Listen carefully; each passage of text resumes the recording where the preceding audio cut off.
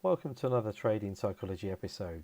This is Season 4, Episode 12. This is actually season finale. Mastering versus learning. Discipline is the bridge between goals and accomplishment. Learning any skill requires time, patience, discipline, and above all, an experienced mentor to bring it all together. The message is simply this: let your action lead to knowledge and your knowledge lead to wealth. Begin. Start with the small disciplines, doing the mundane, everyday, repetitive things, but doing them well. So in effect, mastering them, as opposed to quickly learning and skimming over to the next thing, then the next thing. You can't move on to the big challenges in life until you've mastered the little ones. Order. Do the things you can do well and get really good at those first.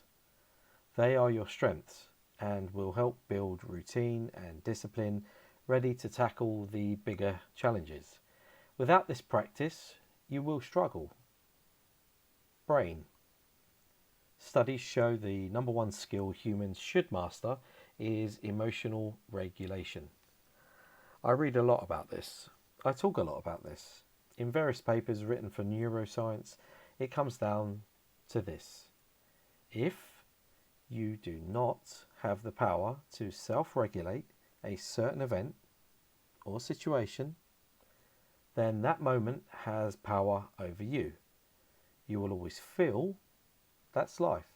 But if you react strongly and feel overwhelmed towards something, you should ask yourself why you feel so triggered by this. Could it possibly be you have a history of reacting to things that perhaps simply don't warrant such an intense response? I'm not saying you won't feel something every time you take a trade or compete on a higher level. Just do not allow it to take you away from your mission.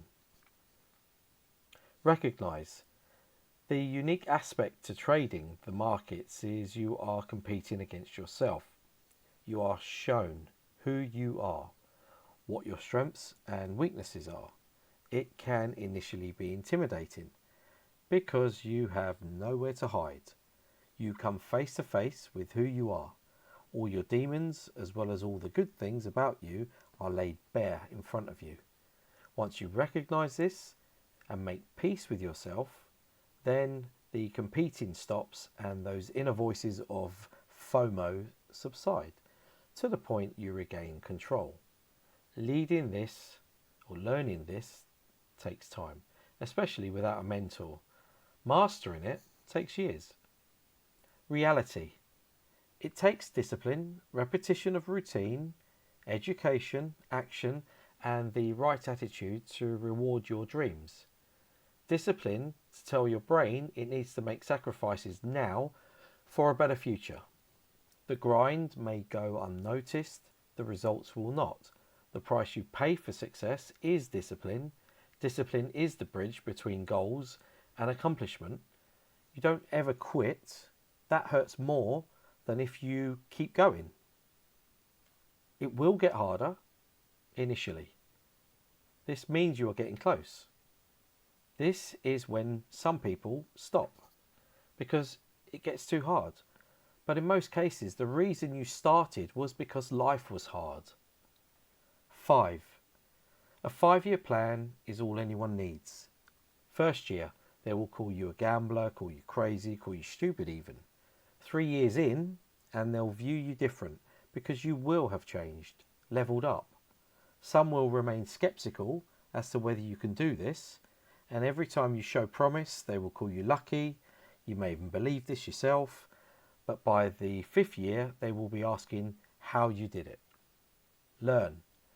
When you succeed, not if, when you become profitable, for example, you really will make money so fast, people who don't know you will think you're some sort of drug kingpin. Money, though, is the byproduct. It's the end result, the culmination of years of patience and effort. Now, money is a tool and should simply be labelled as such. Going back to the opening line of when you succeed, you will know because it's not when you have, say, 1 million in your bank account. It's when you're able to measure your quality of life in terms of how much you love your community, your friends, and your family, and you're loved by them in turn.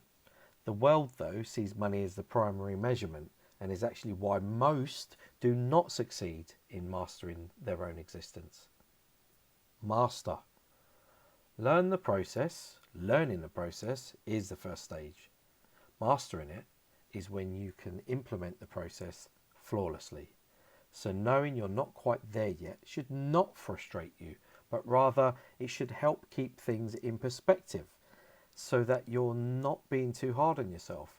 After all, mastering a skill takes a lifetime. Simply remind yourself why you're doing it and go again and again and again.